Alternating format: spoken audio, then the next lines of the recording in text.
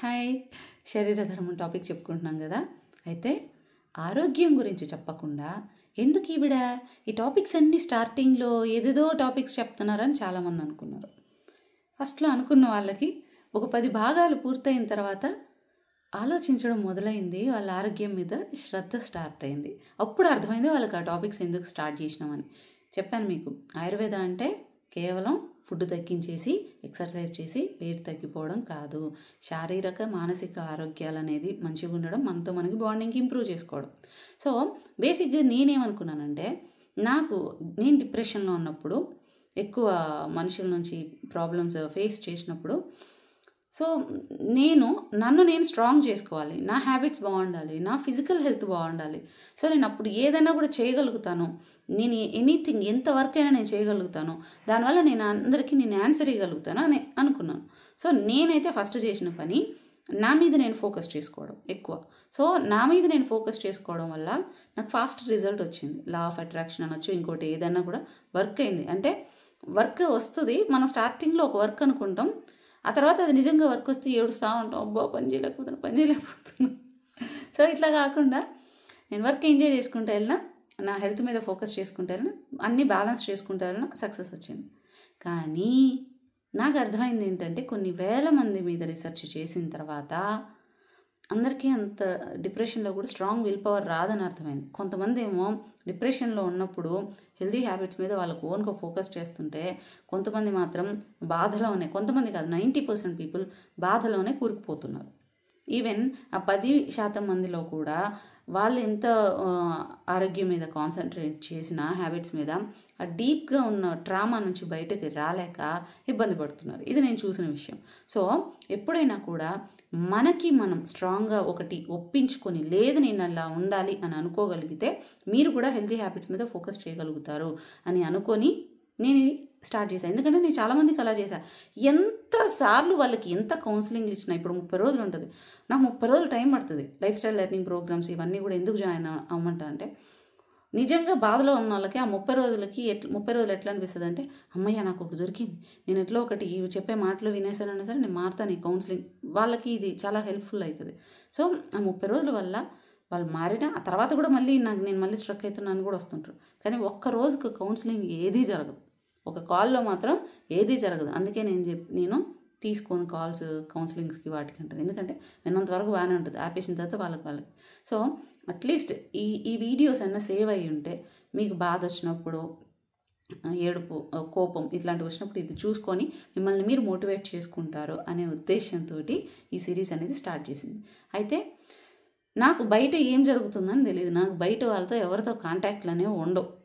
So బేసిక్గా నాకు మాటలనేదే నన్ను కాంటాక్ట్ అవ్వడమే ఒక కష్టం. కాబట్టి నాకు ఈ సిరీస్ ఎంతవరకు సక్సెస్ అవుతుంది అనేది నాకు తెలియదు. కానీ మీ నుంచి వచ్చే కమెంట్లు, మెసేజెస్ అనేది నాకు చాలా హ్యాపీగా అనిపించినాయి. అరే ఇంత టైం తీసుకొని చేస్తున్నందుకు ఇంతమంది మారుతున్నారు, తృప్తి అనిపించింది, నాకు హ్యాపీగా అనిపించింది. మీరు ఈ 10 రోజుల్లో ఈ శరీర ధర్మం టాపిక్ వల్ల సూక్ష్మ శరీరం మీద, ఒక మోటివేషన్ మీద, మీ హ్యాబిట్స్ మీద ఎంత ఇంపాక్ట్ కలిగింది అనేది, మీ సమస్యల మీద ఎంతవరకు ఆలోచించగలిగారు అనేది దయచేసి కింద కమెంట్ సెక్షన్లో మెన్షన్ చేయండి. నాకు ఒక ఎంకరేజింగ్గా ఉంటుంది, ఇంకొంచెం మంచిగా చెప్పాలి, బెటర్ టాపిక్స్ చెప్పాలని. సో 10 టాపిక్స్ తర్వాత నేను ఫిజికల్ హెల్త్ టాపిక్స్కి చెప్పేద్దాం అనుకున్నాను, వెంటనే వెళ్ళిపోదాం అనుకున్నాను, హ్యాబిట్స్ ఎట్లా ఇంప్రూవ్ చేసుకోవాలి ఏంటి అని. అయితే నాకు ఎక్కడో మిస్ అవుతుంది, ఇంకొన్ని చెప్తే బాగుంది అనుకుంటున్నా.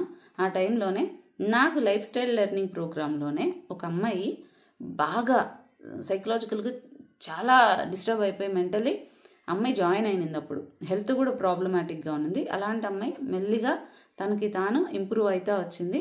నాకు లైఫ్ స్టైల్ లెర్నింగ్ ప్రోగ్రాంలో, వెయిట్ లాస్ ట్రైనింగ్ ప్రోగ్రాంలో బెస్ట్ ఉన్న వాళ్ళల్లో ఈ అమ్మాయి కూడా ఒకరు అనమాట. సో నాకు తన నుంచి ఆస్క్ మీ క్వశ్చన్ పెట్టున్నా ఇన్స్టాలో మొన్న. నాకు అప్పుడు ఇందులో అడగలేకపోతున్నా, నాకు ఇన్ని క్వశ్చన్స్ ఉన్నాయని చెప్పేసి తను పెట్టింది.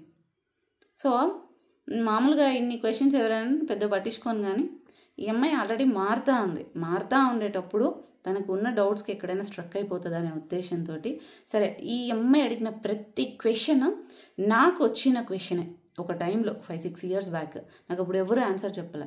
నాకు అనుకున్నా, నాకు అప్పుడు ఒకవేళ ఎవరైనా ఆన్సర్ చెప్పుంటే ఇంకొంచెం ఫాస్ట్ ఉండేదేమో నా గ్రోత్, నా హ్యాపీనెస్ ఇంకొంచెం డబుల్ అయ్యిండేదేమో, ఫాస్ట్గా వచ్చి ఉండేదేమో అనిపించింది. సో ఇలాంటి క్వశ్చన్స్ ఇంకా చాలామంది కూడా వచ్చి ఉండొచ్చు. ఇలాంటి క్వశ్చన్స్ ఎవరైనా పిచ్చోళ్ళు లెక్క చూస్తారు అడిగినా కూడా. అందుకే మనకి ఎవరిని అడగాలో కూడా అర్థం కాదు, ఎవరు జెన్యూన్ కూడా అర్థం కాదు. నాకు అర్థం కాల. సో నాకు వచ్చిన క్వశ్చన్స్కి నేను తెలుసుకున్న ఆన్సర్స్ కంటే సిచ్యువేషన్ అబ్జర్వ్ చేసుకొని ఒక సినిమా లెవెల్లోనే ప్రతి సీన్ని చూసేదాన్ని నా లైఫ్లో. అంటే మనం అక్కడ ఉంటేనే ఒక ఎమోషన్ కప్పినప్పుడు నిజమైందని తెలియదు. అలా కాకుండా మనం బయట నుంచి సినిమా చూస్తున్నాం అనుకోండి, వాళ్ళు ఎవరెవరు ఏం చేస్తున్నారో అన్నీ తెలుస్తుంది. ఎందుకంటే వాళ్ళతో మనకి ఎలాంటి బాండింగ్ లేదు, ఎమోషన్ లేదు. సో ప్రతిదీ చెప్పగలం. నా లైఫ్ని కూడా ఒక టైంలో నేను అలాగే చూసుకుంటూ వచ్చిన. అంటే వాళ్ళు నాకు ఏమన్నా అవ్వచ్చు, ఎట్లన్నా ఉండొచ్చు, బట్ ఆ ఎమోషన్ అనేది తీసేసి చూడడం స్టార్ట్ చేసినప్పటి నుంచి నాకు రియాలిటీ కనిపించడం స్టార్ట్ అయింది. నేను సిచ్యువేషన్ యాక్సెప్ట్ చేయడం స్టార్ట్ చేసినాను. నాకు హ్యాపీనెస్ అనేది దొరికింది. హ్యాపీనెస్ ఇక్కడే ఉంటుంది అని అర్థమైంది. సంతోషంగా ఉండడం స్టార్ట్ చేశాను. సో ఆ క్వశ్చన్స్ ఏంటి? ఇప్పుడు ఈ క్వశ్చన్స్కి అన్నిటికి కూడా నేను ఆన్సర్ ఇచ్చేసి ఈ శరీర ధర్మంలో సూక్ష్మ శరీరంకి ఇక్కడ ఫుల్ స్టాప్ పెట్టేసి ఫిజికల్ హెల్త్ రిలేటెడ్ ఒక్కొక్క టాపిక్ చెప్పుకుంటూ వెళ్దాం. ఈ మోటివేషన్ వీడియోస్ కూడా మధ్య మధ్యలో నేను ఒక్కొక్కటి చెప్పుకుంటూ వస్తాను. సో ఫస్ట్ వచ్చేసి శరీర ధర్మం వీడియోస్ చూస్తున్న కొద్దీ ఏదో తెలియని ఫీలింగ్, సమ్ టైమ్స్ భయం, బాధ, అన్ని మిక్స్డ్ ఎమోషన్స్ ఉంటున్నాయి అండ్ ఎందుకు అలా నేనున్న క్వశ్చన్స్కి నెక్స్ట్ వీడియోలో ఆన్సర్ దొరుకుతుందేమో అని వెయిటింగ్. బట్ మళ్ళీ నెక్స్ట్ వీడియోలో ఇంకో క్వశ్చన్ రైజ్ అవుతుంది. నన్ను నేను అనలైజ్ చేయాల్సినవి చాలా ఉన్నాయి అనిపిస్తుంది. బట్ ఎక్కడ స్టార్ట్ చేయాలో, ఎలా స్టార్ట్ చేయాలో తెలియట్లేదు. ఒక క్వశ్చన్కి ఆన్సర్ దొరికిందనే లోపల ఇంకో క్వశ్చన్ వస్తుందో అర్థం కావట్లేదు.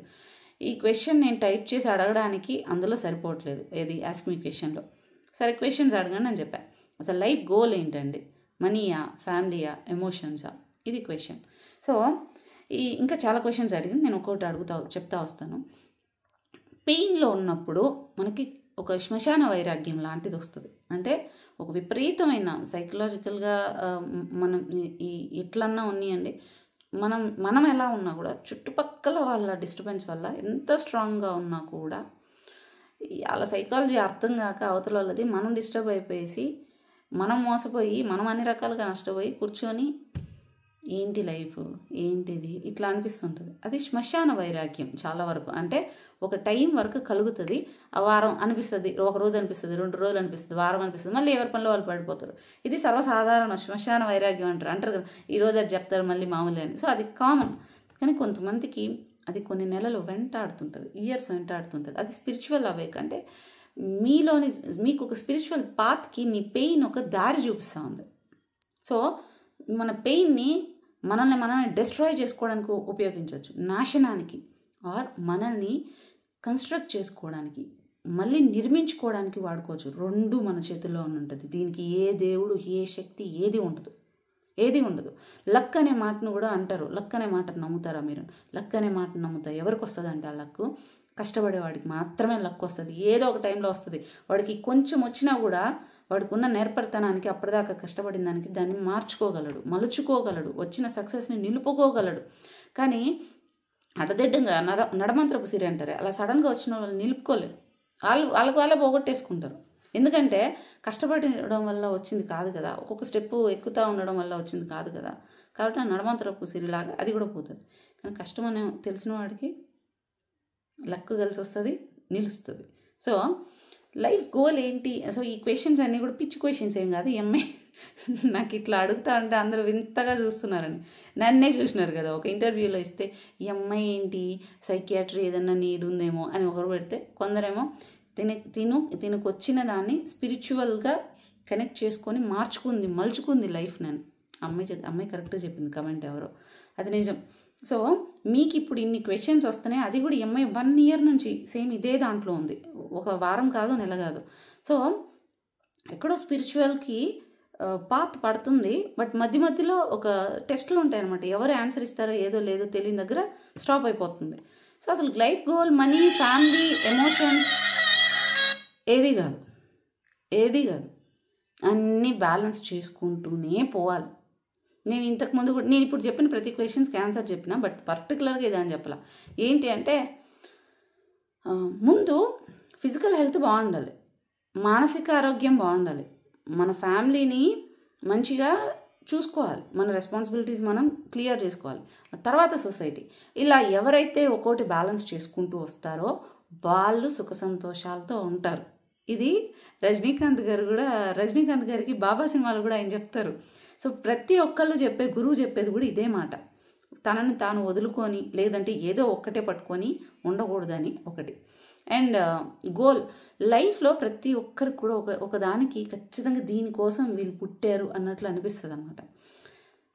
దానికోసం అక్కడ మనం నాకు ఇదే ఇష్టం అని ఎంత పరిగెత్తినా అది మీకు రాదు. అది ఎందుకంటే మీకు వేరే రాసి పెట్టింది, మీరు అదే పోవాలి.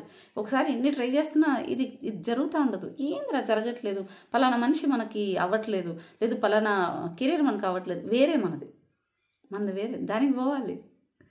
మా నాన్న తెలుసా చిన్నప్పుడే డాక్టర్ అని చెప్పేసి పెట్టారు. ఎందుకు అంటే నాకు రాత డాక్టర్ అనే దాంట్లో ఫీల్డ్లో హై ఉంటుంది. అదంతే. నమ్ముతారంటే నేను నమ్ముతా 100%. నేను ఇలాంటి చాలామందికి చూసుకున్నాను.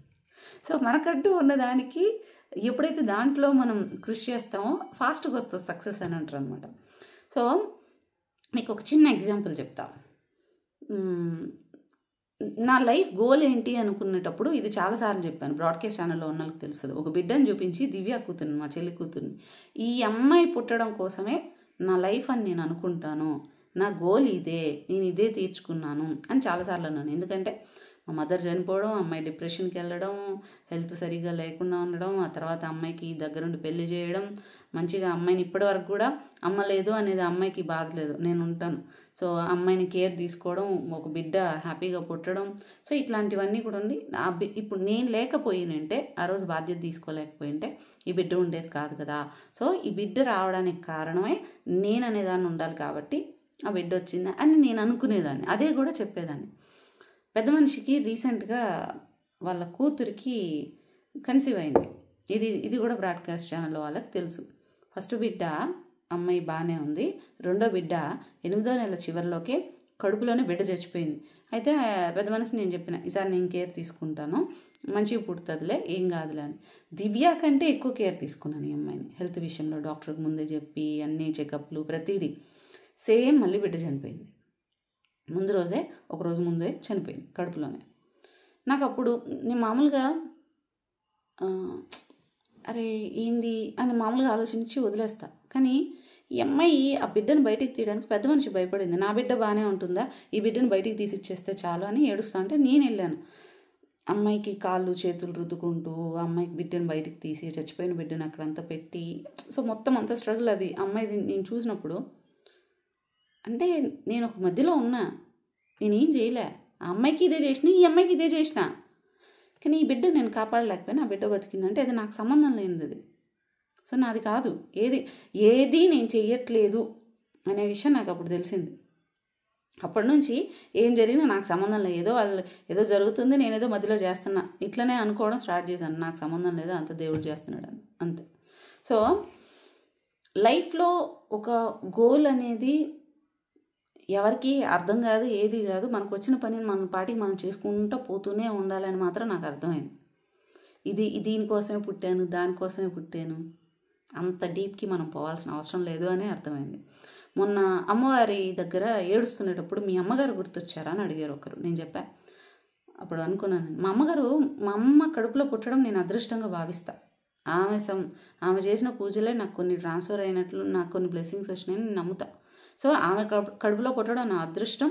ఆవిడ వెళ్ళిపోయింది, ఆవిడ వెళ్ళిపోతేనే చాలామంది లైఫ్లు ఇక్కడ బాగుపడతాయి అని నాకు అర్థమైంది. సో నేను ఆవిడని హ్యాపీగా ఆమెను పంపించేసిన. నేను ఇప్పుడు నాకేం బాధ ఏం లేదు, అట్లేం లేదు. కానీ ఒక నార్మల్ హౌస్ వైఫ్ని నేను, ఒక నార్మల్ హౌస్ వైఫ్, ఇంట్లో ఈ పూటకి ఏం చేయాలని ఆలోచించే ఒక normal house wife life lead చేసిన. నాకు అసలు ఏది ఇంట్రెస్ట్ లేదు. ఓ 4 బిడ్డలు కానీ, 5 మంది బిడ్డలు కానీ కావాల్సి ఉంటాయి, హ్యాపీగా ఉంచుకోవాలి, చూసుకోవాలి, ఏం తక్కువ అనే దాంట్లో ఉన్నదాన్ని ఈరోజు ఇంతమందిది ఎవరు చేసుకుని ఇంత ఫాస్ట్గా ఎలా వచ్చింది, ఎవడు పెట్టుకున్నాడు గోల్? నేనేం పెట్టుకోవాలి, నాకేం సోషల్ సర్వీస్ ఏం గోల్ కాదు, నాకు తెలియకుండానే వచ్చేసింది, ఇలాగే అయిపోయింది. నాకంటూ ఒక గోల్ అనేది నాకు తెలియదు ఇప్పటిదాకా. మన పని మనం చేసుకుంటూ పోతే అది జరగాల్సింది ఏదైనా ఉంటే అదే వస్తుంది. డీప్గా ఆలోచించబోకుండా అసలు సంబంధమే లేదు. అసలు మీరు ఎంత ఓవర్ థింక్ చేసే కొద్దీ అంత స్ట్రక్ అయిపోతారు దాంట్లో. రెండోది మనీ, ఆ ఫ్యామిలీ, ఆ ఎమోషన్స్, ఇందాక చెప్పిన దానికి అది ఆన్సర్. అన్నీ ఉండాలి, బ్యాలెన్స్ చేసుకోవాలి. అండ్ ఎమోషన్స్, నీ ఎమోషన్స్ లేకుండా ఉండడం తప్పు, అట్ ది సేమ్ టైం అతిగా ఉండడం తప్పు. ఎమోషన్ని ఎక్కడ ఎలా వాడాలో అని తెలుసుకున్న వాడే గ్రేట్, అంతే. అండ్ ఏది వచ్చినా, అండ్ ఇంకొకటి మనీని కూడా నువ్వు తక్కువ చేయడానికి లేదు. మనీ లేకపోతే ఇక్కడ నువ్వు బతకడానికి లేదు. కానీ మనీ నీకు రాజే కూర్చోకూడదు. మనీని నువ్వు హ్యాండిల్ చేయాలి, మనీ నిన్ను హ్యాండిల్ చేయకూడదు. ఇంకా ఇంకా ఇంకా ఇంకా ఇంకా సంపాదించాలి, అది రాకూడదు నీకు. వచ్చిందంటే అది నీ ట్రాప్లో నువ్వు దాని ట్రాప్లో పడిపోయినావు, అది నేను ఆడిస్తుంది ఇంకా. సో మనీ కూడా అవసరానికి చాలు, అవసరానికి మించి ఉన్నప్పుడు అది కూడా మనం తినేస్తుంది. సో అది కూడా కావాలి, బట్ బ్యాలెన్స్డ్గానే కావాలి. అండ్ ఏది వచ్చినా అంతకు మించి ఏదో ఒక ఎక్స్పెక్టేషన్స్ వస్తూనే ఉంటాయి కదా అండ్ అల్టిమేట్గా మనం రీచ్ అవ్వాల్సిన పాయింట్ ఏంటి? ఇది కూడా నేను ఇంతకుముందు చెప్పాను, మనీ అనే టాపిక్లో చెప్పాను. నేను 2019-18లో నా టార్గెట్ 25,000. నాకున్న రెస్పాన్సిబిలిటీస్కి నేను క్లియర్ చేసుకోవడానికి, మా ఇంట్లో డిపెండ్ అవ్వకుండా ఉండడానికి నాకు 25,000 అని పెట్టుకున్నా. నేను అడిగింది కూడా దేవుని 25,000. ఆ తర్వాత ఇన్కమ్ ఎర్నింగ్ పెరుగుతూనే పోతానే ఉంది. నేను ఒక టైంలో కూడా అది కొనాలి ఇది కొనాలి ఏదో ట్రై చేసిన. నేనేం చేస్తానంటే నాకు తెలియకుండానే పరిగెడుతున్నా, నాకు తెలియకుండానే పరిగెడుతున్నా. నాకు అర్థమైంది ఇది నేనేం తినట్లా, నేనేం ఉంచుకోవట్లా, ఎవరి సేవింగ్స్కి ఎవరికి నేను ఎందుకు అంత పరిగెడుతున్నా, ఎందుకు ఇంకా సరే 25 దగ్గర 1,00,000 వస్తుంది, 2 వస్తుంది, 3 వస్తుంది, ఎందుకు ఇంకా ఇంకా ఇంకా అది నన్ను ట్రాప్ చేస్తున్న ఫీలింగ్ వచ్చింది. అప్పటి నుంచి ఏం చేసినానంటే శుభ్రంగా ఇప్పుడు చూడు 25,000 అనుకుంటాం, ఒక్క 10,000 పెరిగితే బాగుంది అనుకుంటాం, 1,00,000 పెరుగుతుంది. కానీ 25,000 ఉన్నప్పుడు సమస్య, 1,00,000 ఉన్నప్పుడు కూడా సేమ్ సమస్య ఉంటుంది. నాకు తెలిసినంత వరకు 1,00,000 రూపాయలు ఎంత వచ్చినా కూడా 10,000 కూడా రాని, 8,000కి దాంట్లో అడ్జస్ట్ అయిపోయి 2,000 సేవ్ పెట్టుకుంటాడే. ఈ తంది లగ్జరియస్ లైఫ్. 10 లక్షల్లో వచ్చినా కూడా ఇంకా 1,00,000 రూపాయలు అప్పు తెచ్చుకుంటుంటాడే పేదోడు. ఇది నేను అర్థం చేసుకుంది, నా లైఫ్లో నేను చూసింది. ఈ సిచ్యువేషన్ నాకు రాకూడదు అనుకొని స్టాప్ చేసి నాకు వచ్చే ఇన్కమ్ని ఒకటి ఇంత అని ఫిక్స్డ్ పెట్టుకొని దానికి మించి ఎంత వచ్చినా ఇంకొంతమందిని యాడ్ చేసుకొని వాళ్ళకి ఇవ్వడమే తప్ప దీనికి పోయేది లేదు. నీకు ఇంకా నాకు ఎట్లా వస్తుంది అంటే, మన స్పిరిచువల్ పాత్ర ఉన్నప్పుడు నీకు ఇంకా ఇస్తా, నీకు ఫేమ్ ఇస్తా, నీకు సక్సెస్ ఇస్తా, డబ్బు ఇస్తా, నీకు ప్రేమ ఇస్తా, నువ్వు డైవర్ట్ అవుతావేమో చూస్తా, ఇట్లా అనిపించింది నాకు. నువ్వు ఏదన్నా ఇవ్వు, నాకొద్దు నేను ఏదైతే అనుకున్నానో నాకు అది మాత్రం ఇవ్వు, దాని మించి నేను ఏం అడగను. నేను నా మాట మీద ఫిక్స్ అయినా. నాకు 100 సార్లు అనిపించేది నీకు ఇంకా ఇస్తాను, నీకు ఎక్కువ ప్రేమిస్తాను, నువ్వు డైవర్ట్ అవ్వు, నీకు ఎక్కువ డబ్బు ఇస్తాను, డైవర్ట్ అవ్వు, నీకు రెస్పెక్ట్ ఎక్కువ ఇస్తాను, అహంకారం తెచ్చుకో, ఫేమ్ ఎక్కువ ఇస్తా, గర్వం తెచ్చుకో. నాకు ఇట్లాంటివి వినిపించేవి. నాకు అనిపించేది ఏది వద్దు, నేను ఇలాగే ఉంటాను. 25,000 కోసం ఎంత కష్టపడేటప్పుడు ఎట్లున్నానో అంతే ఉంటా, దానికి మించి నేను కష్టం పడతా. నాకు ఏమొద్దు, నేను తృప్తిగా ఉంటా, అంతే. నేను అలాగే ఉండడం స్టార్ట్ చేసాను. నువ్వు పరిగెత్తావా ట్రాప్లో పడిపోయినట్లే. అండ్ మనకు జరిగే ప్రతి సిచ్యువేషన్ నుంచి ఒక లెర్నింగ్ తీసుకొని ఓన్లీ పాజిటివే తీసుకోవాలి. ఎస్ నెగిటివ్ ఎందుకు వదిలేయాలండి? అసలు ఎందుకు నెగిటివ్ వదిలేయాలి? నెగిటివ్ అనేది ఆన్సర్ కదా. నెగిటివ్ ఎప్పుడైతే జరుగుతుందో ఇది నెక్స్ట్ టైం రిపీట్ కాకూడదు. ఎవరైతే ఇక్కడ ఒక సైకిల్ ఉంటుంది తెలుసా, సర్కిల్ ఒకటి ఉంటుంది. ఈ లూప్ లైన్ ఎవరైతే దీన్ని ఛేదించగలుగుతారో ప్రాబ్లం క్లియర్. ఇక్కడ ఒక ప్రాబ్లం వస్తుంది, సేమ్ వస్తుంది, నువ్వు అక్కడ నుంచి నేర్చుకొని ఇక్కడ నువ్వు వేరే దానికి వెళ్ళిపోవాలి. నీకు ఇక్కడ మళ్ళీ సిచ్యువేషన్ సేమ్ వచ్చింది అనుకో, నువ్వు రిపీట్ కనుక మళ్ళీ అక్కడ చేసిన మిస్టేక్ ఇక్కడ చేసినావు అనుకో, లూప్ ఇలాగే ఉంటుంది. నువ్వు ఇక్కడ జరిగిన దానికి లైఫ్ నిన్ను లెసన్కి నిన్ను సెలెక్ట్ చేసుకుంది. యాజ్ ఎ స్టూడెంట్ నేను సెలెక్ట్ చేసుకుంది. అందరూ స్టూడెంట్స్కి సెలెక్ట్ అవ్వలేరు. దీనికి చాలా పీతబుర్రలు ఉంటాయి. ఇట్లా అంటున్నాను, తప్పుగా అనుకోకండి.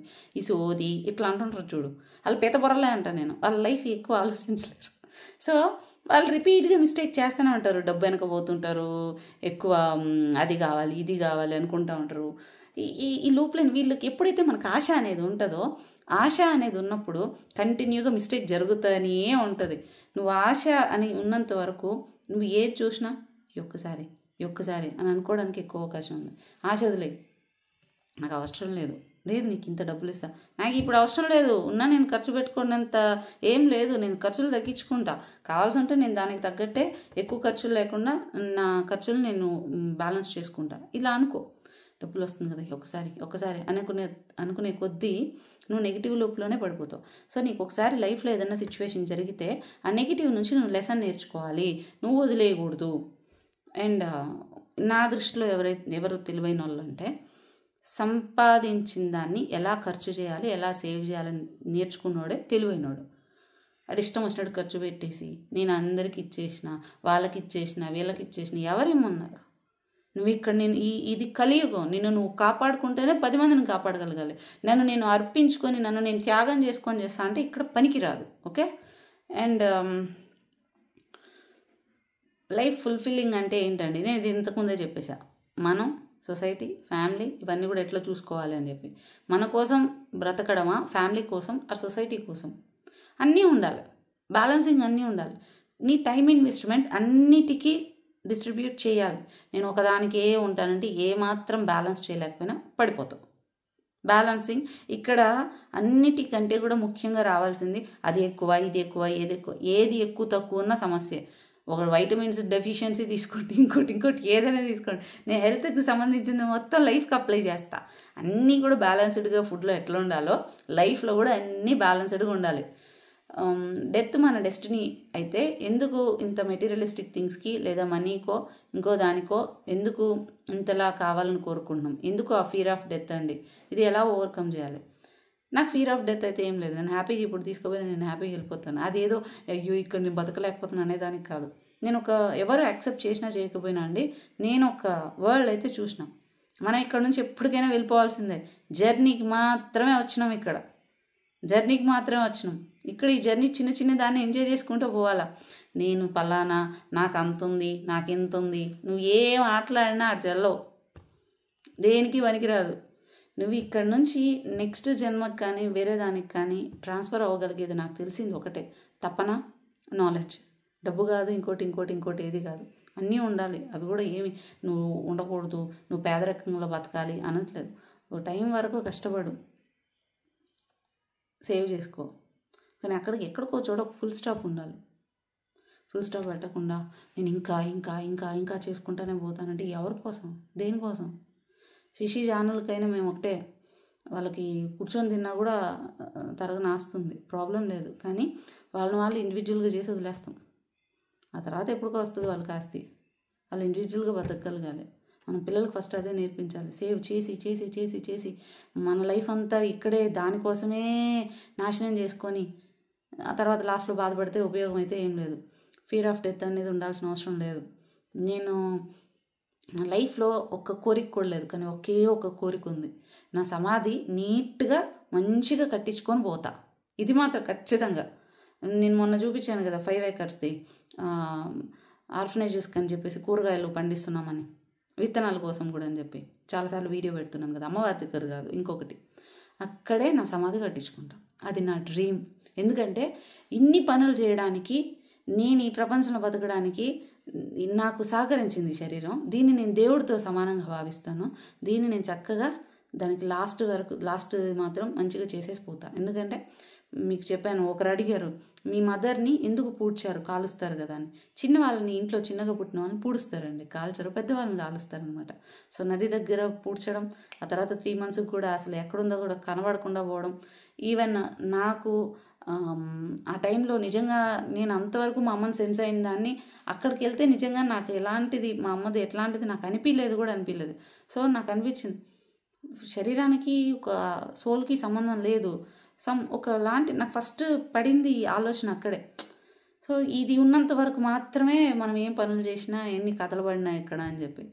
సో అప్పటి నుంచి నాకు ఆశ, నా శరీరాన్ని మాత్రం జాగ్రత్తగా దానికంటూ ఒక ప్లేస్ క్రియేట్ చేసి పోవాలని. 6 అడుగుల స్థలం మాత్రం నాది. దాన్ని నేను సంపాదించుకున్నాను. నాకు దాని నుంచి ఇంకేం అవసరం లేదు. మిగిలిందంతా ఇచ్చేసే పోతా. అండ్ సో డెత్ గురించి అంత బాధపడాల్సిన అవసరం లేదు, భయపడాల్సిన అవసరం కూడా లేదు. గాడ్ని రీచ్ అవ్వటమే మన అల్టిమేట్ గోల్ అనుకుంటే ఆ పాత్కి వెళ్ళడం ఎలా అండి? ఎందుకు గాడ్ని రీచ్ అవ్వాలి? ఎందుకు అసలు ప్రతి ఒక్కరికి మోక్షం, గాడ్ని రీచ్ అవ్వాలి, ఇట్లాంటివన్నీ ఎందుకు మాట్లాడుకోవాలి?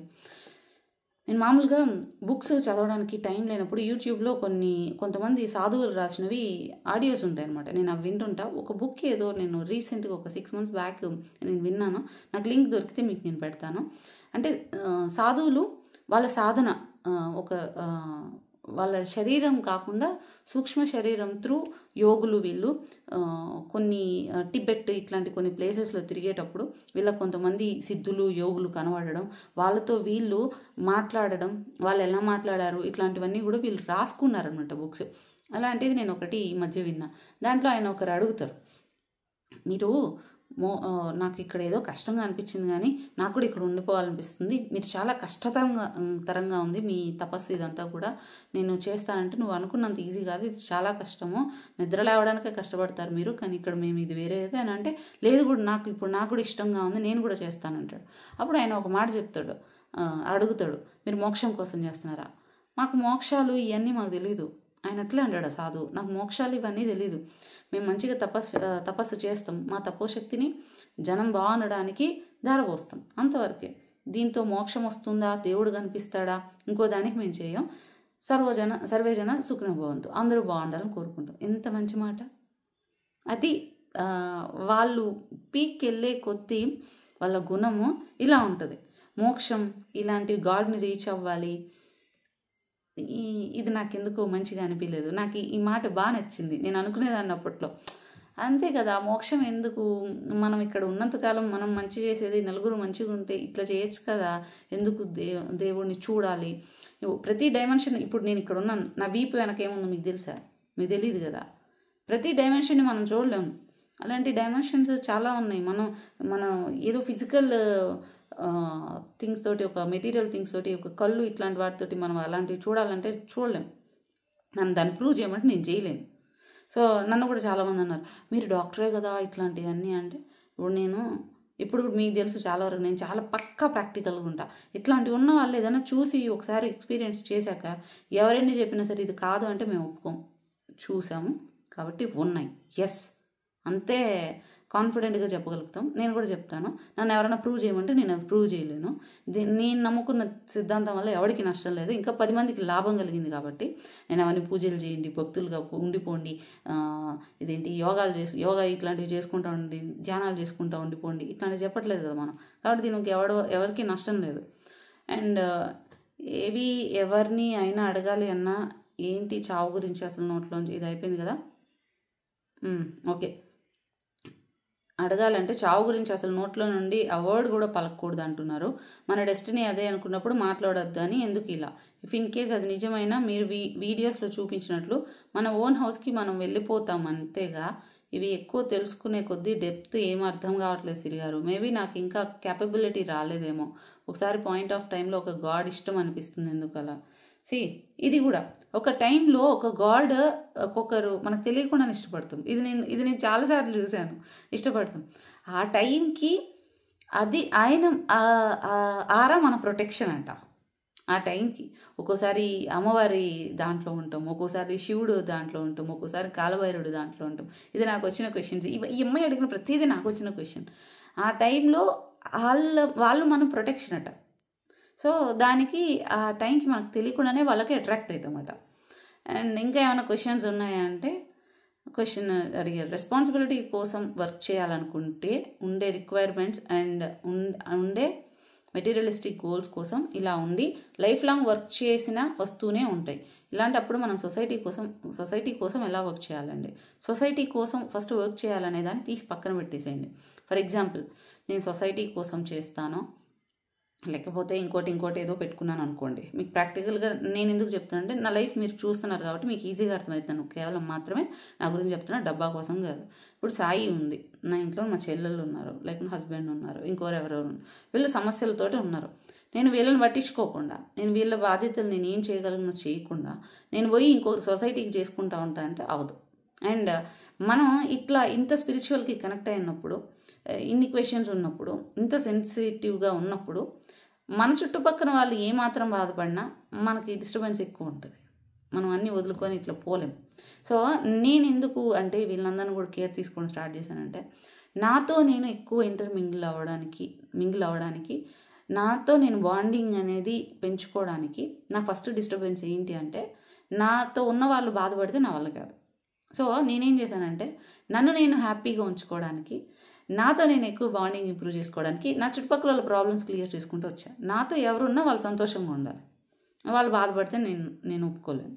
So at the same time నాకు ఒకటి అర్థమైంది, నన్ను నేను హ్యాపీగా ఉంచుకోవాలంటేనే కష్టం, కానీ నేను ఎవరినైనా హ్యాపీగా ఉంచాలంటే అది అవుతుంది. నాకు శక్తికి మించిందైనా కూడా నాకు ఆ ఛాన్స్ వస్తుంది, చేయగలుగుతున్నా, నాకు అర్థమైపోయింది అది.